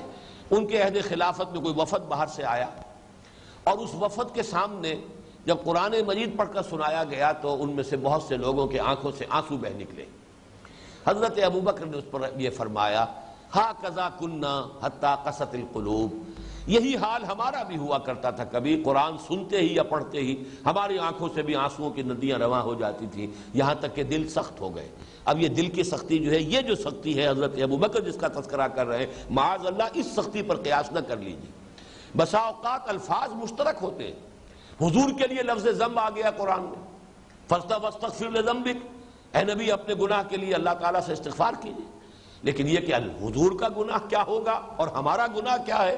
کہیں آپ لفظی مشارکت کی وجہ سے مغالطے میں نہ ہو جائیں کہ نسبت خاک رابہ عالم پاک حضرت